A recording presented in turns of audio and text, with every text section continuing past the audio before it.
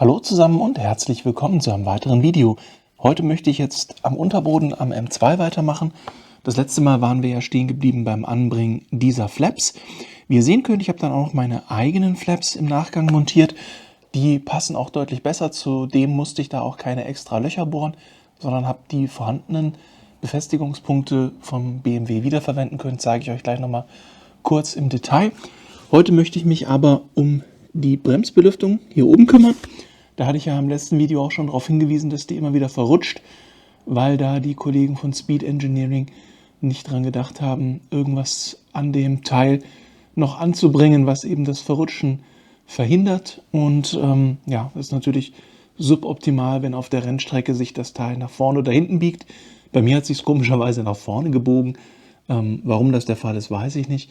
Auf jeden Fall möchte ich das heute eben erweitern oder eben noch so einen kleinen Verrutschschutz, sage ich mal, anbringen, damit das in Zukunft nicht mehr passiert.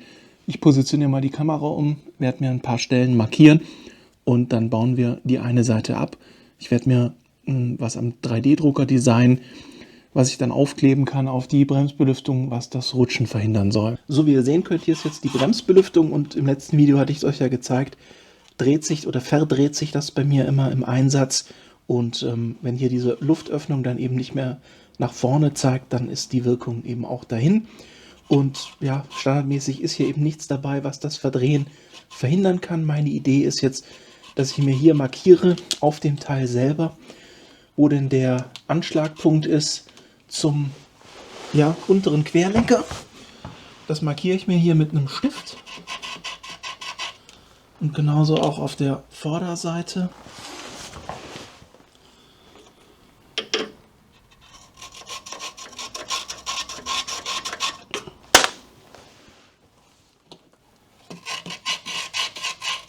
Dass ich so grob die Position habe.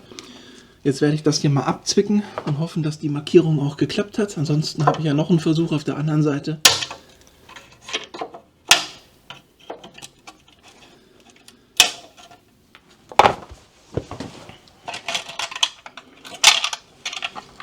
Doch, hat funktioniert.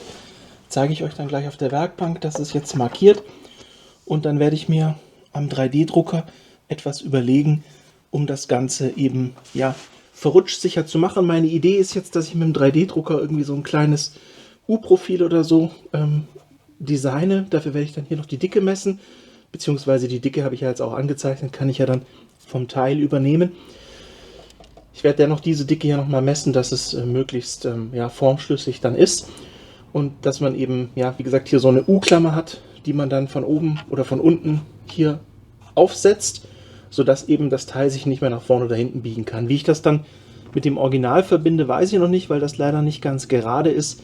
Das ist so leicht gebogen, das macht natürlich die Konstruktion wieder schwieriger, aber irgendwas wird mir da schon einfallen, dass ich das eben entsprechend hinbekomme. Jetzt gucken wir uns das Teil mal auf der Werkbank im Detail an. So, hier haben wir jetzt das Teil und wie ihr sehen könnt, ich hatte es ja eben schon erwähnt, Problem bei dem Nachrüsten eines Verrutschschutzes. Wie gesagt, meine Idee ist jetzt, dass da ich mit dem 3D-Drucker jetzt so ein U-Stück da drauf baue. Also irgendwas, was halt, wie gesagt, zwei Öffnungen hat, zwei längliche, die nach oben zeigen, womit dann hier der untere Querlenker durchgehen kann.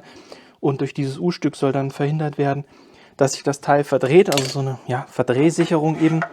Wie gesagt, ich habe jetzt hier angezeichnet die Breite. Ich habe auch mit der Schieblehre nochmal gemessen. Also der Querlenker an der Seite ist maximal 27 mm dick, also 2,7 cm. So ein U-Profil muss ich mir jetzt drucken. Problem ist eben, wie gesagt, dadurch, dass das Teil hier gebogen ist, muss ich mal überlegen, wie ich jetzt diesen Bogen irgendwie nachkonstruiert bekomme oder ob ich den überhaupt nachkonstruiert bekomme. Oder ob ich einfach nur zwei einzelne Rechtecke drucke, die dann eben in dem Abstand aufklebe. Dann hätte ich das Problem nicht, dass ich mir diesen Bogen irgendwie holen muss. Das ist echt doof. Also ich verstehe auch nicht, warum man das gemacht hat mit dieser Biegung. Wenn man sich schon die Mühe gibt, da hier irgendwie so dreidimensionale Formen, warum haben sie sich nicht eine Form ausgedacht, die nicht verrutschen kann? Das ist jetzt echt für die Erweiterbarkeit natürlich echt blöd. Ich überlege mir mal irgendwas am 3D-Drucker, Ich schneide euch dann hier ein paar Aufnahmen rein vom Computer, wenn das fertig ist, oder beziehungsweise für mich vergeht jetzt ein bisschen Zeit. Sobald die Teile am 3D-Drucker fertig sind, fange ich an, die hier aufzukleben und dann schauen wir mal, wie es mit der Montage unten aussieht, ob das funktioniert oder ob das nicht funktioniert. Bin mal gespannt. Für euch geht es jetzt weiter. Ich überlege mir mal was am Computer und schneide euch die Inhalte rein. So, jetzt habe ich hier mir was am Computer ausgedruckt. Ich blende jetzt mal das Modell ein, ganz simpel. Wie gesagt, ich habe mir jetzt so ein U-Profil gedruckt aus ABS und das werde ich jetzt mit Sikaflex, einfach um halt diesen Höhenunterschied von dieser Biegung auszugleichen, werde ich das jetzt mit Sikaflex hier festkleben und dann kann man das wie gehabt über die Löcher für die Kabelbinder entsprechend am unteren Querlenker montieren und durch dieses zusätzliche Profil sollte sich das eigentlich in Zukunft nicht mehr verdrehen. Soweit die Idee. Werde ich dann natürlich erst nach dem nächsten Trackday-Einsatz wissen, ob das wirklich was gebracht hat. Und jetzt hätte ich gesagt, zeige ich euch noch mal einmal die Passgenauigkeit von dem Teil unten am Auto. Und wie gesagt, dann klebe ich das hier fest, warte ein bisschen und wenn es dann getrocknet ist, für euch geht es dann direkt weiter, verbaue ich das Ganze eben entsprechend wieder unten am Querlenker, sodass die Bremsbelüftung wieder aktiv ist. Jetzt aber, wie gesagt, zeige ich euch erstmal das 3D-Modell. Das seht ihr jetzt hier eingeblendet. Wie gesagt, sehr simpel, einfach nur so ein U-Profil. Und jetzt hätte ich gesagt, springen wir kurz einmal unten ans Auto und da zeige ich euch, wie das U-Profil hier schön direkt auf den unteren Querlenker passt. So, und jetzt sehen wir hier. Und das bleibt sogar in Position. Das heißt, die Toleranz habe ich so gut abgemessen, dass das hier wirklich richtig schön saugend positioniert ist. Wie gesagt, mit der Fläche hier unten, mit dieser Fläche werde ich das jetzt an der Bremsbelüftung von Speed Engineering entsprechend verkleben mit Sikaflex. Dann lasse ich das trocknen und dann montiere ich das wieder. Jetzt geht es nochmal an die Werkbank, wo ich das Ganze mit Sikaflex verklebe. So, jetzt habt ihr unten gesehen, es passt also gut. Meine Sikaflex-Dose hat sich irgendwie aufgelöst, da hat es den Boden rausgedrückt. Na gut, jetzt nehme ich das eben so und tunke das ein. Gott sei Dank hat das genau die richtige Größe. Ist jetzt nicht ideal, aber sollte funktionieren. Dann müssen wir das Ganze eben gut aushärten lassen. Wie gesagt, ich nehme Sikaflex, weil damit erhoffe ich mir, dass ich die Unebenheit so ein bisschen ausgleichen kann, weil das ja wie gesagt rund ist, also so gebogen. Und so, ihr seht ja, ich hoffe ihr könnt es sehen, drückt es da eben das Sikaflex so ein bisschen rein. Das Blöde ist jetzt natürlich, dass das nicht ganz plan ist. Also ihr seht schon, das ist so leicht schief. Aber gut, irgendein Tod muss man jetzt eben sterben. Somit ist das vorbereitet. Ich muss das jetzt trocknen lassen, dafür geht jetzt ein bisschen Zeit. Für euch geht es jetzt gleich weiter, wenn das ausgehärtet ist, dass wir das einmal unten montieren und wieder festmachen. Und dann zeige ich euch auch noch die entsprechende Luft, diese Luftführung, die ich selber am 3D-Drucker gedruckt habe. Eine etwas größere Variante wie die hier. Die hatte ich in Stillarbeit nach dem letzten Video, wo es um die Unterbodenflaps ging, noch angebracht und die will ich euch dann noch im Detail zeigen, weil die eben anders als bei Speed Engineering mit diesen Flaps einfach an die Originalverschraubpunkte zu montieren geht und eben hinter dem Reifen dann die Luft nach außen leitet. Also sprich vom Unterboden weg, was im Idealfall dafür sorgen soll, dass ein bisschen mehr Anpressdruck entsteht. Wie gesagt, ich bin kein Aerodynamiker, habe ich im letzten Video auch gesagt. Ich probiere das jetzt einfach aus und schaue mal, ob ich irgendeinen Unterschied auf der Rennstrecke merke. Wenn nicht, lasse ich es dran. Wenn es sich schlechter anfühlt, mache ich es weg. Ich gehe aber mal davon aus, dass ich keinen großen Unterschied spüren werde. Wie gesagt, jetzt geht es weiter unten am Auto, beziehungsweise sobald das hier getrocknet ist. So, jetzt ist auch schon Sonntag. Die Zeit ist mir so ein bisschen davon gelaufen.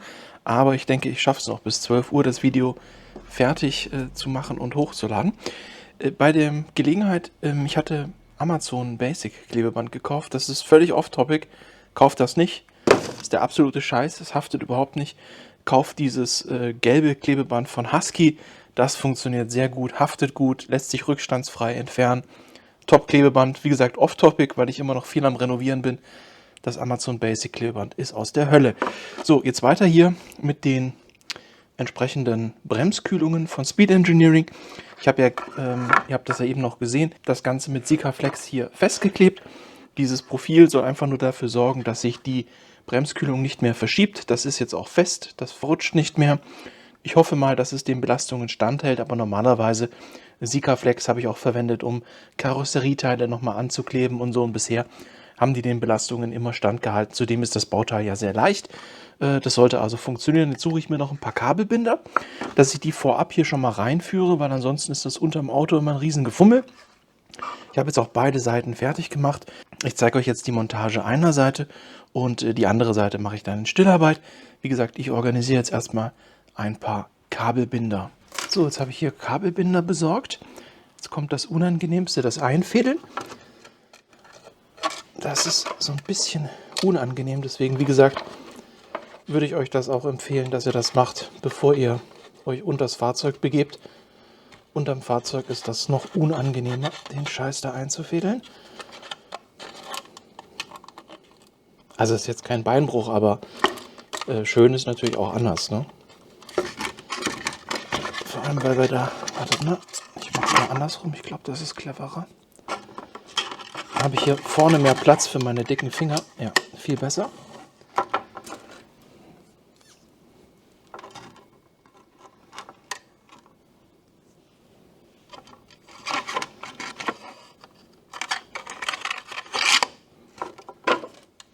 Und den dritten noch.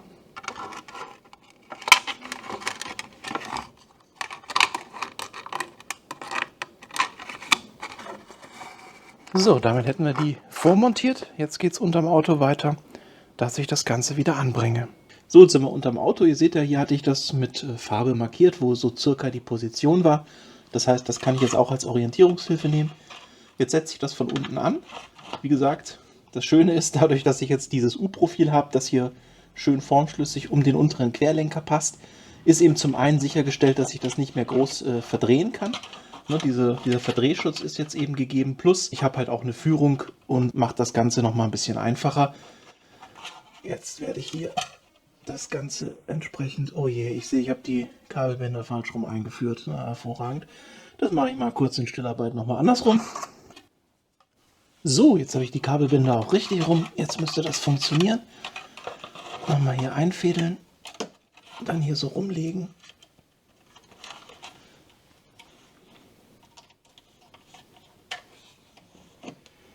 Ah, ich liebe es.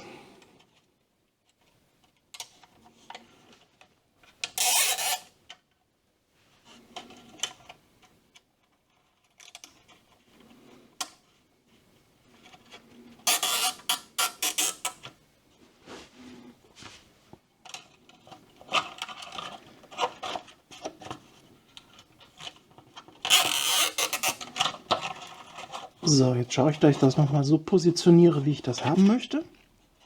Dass ich hier ein bisschen Abstand habe zu den Bauteilen. Ich meine, da sollte jetzt nichts passieren. Ich hatte das ja vorher genau in der Position, aber nur um sicher zu gehen.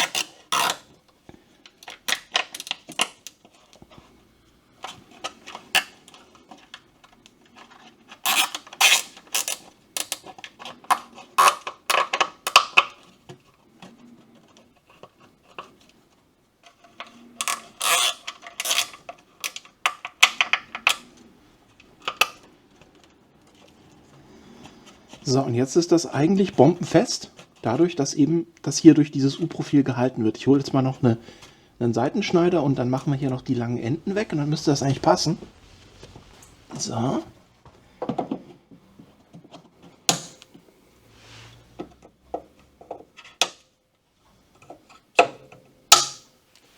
Das sieht doch gut aus.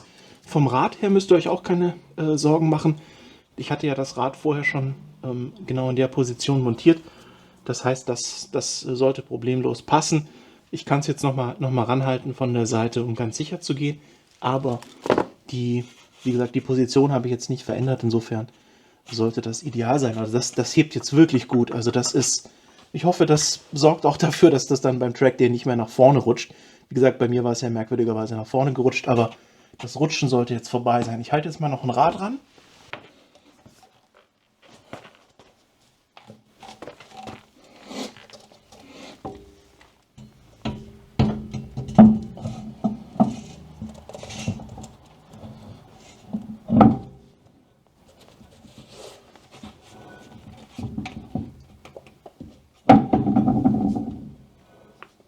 So, So, jetzt seht ihr, ich habe hier das Rad montiert und die Freigängigkeit ist mega.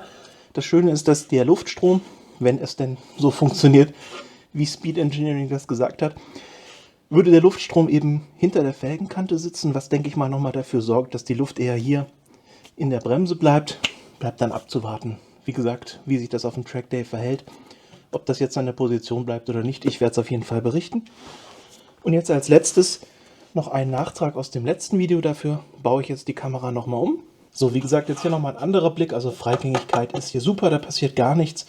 Und die andere Sache, die ich euch ja noch gesagt hatte, ich habe zusätzlich zu den Flaps von Speed Engineering, die hier sitzen, wo man ja die Unterbodenpappe, habe ich euch ja gezeigt im letzten Video, dass man die Unterbodenpappe abnehmen muss, um die dann zu montieren. Jetzt sitzen die aber halt nicht genau mittig, weil ja der Unterboden aufgrund dessen, dass wir auf der einen Seite, Moment, jetzt wieder sehr dunkel, aufgrund dessen, dass wir auf der einen Seite den Auspuff haben, ist jetzt hier auf der Beifahrerseite, wo der Auspuff sitzt, natürlich weniger Unterbodenpappe vorhanden, weil der hier offen ist, wegen Hitze.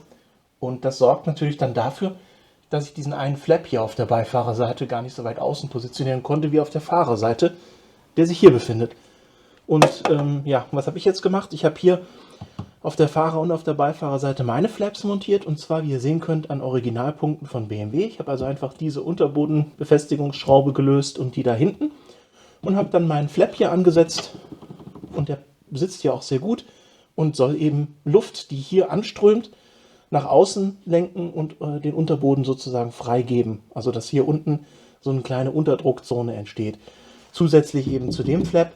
Hier drüben auf der Beifahrerseite haben wir eben das Problem, dass der Speed Engineering Flap gar nicht so weit außen sitzt, sondern relativ mittig. Ob das dann trotzdem noch funktioniert, weiß ich nicht, aber mein Flap, mein selbstgedruckter Flap, sitzt an der gleichen Position und der wird auf jeden Fall ein bisschen Luft nach außen führen. Ist auch ein sehr, sehr schöner Winkel.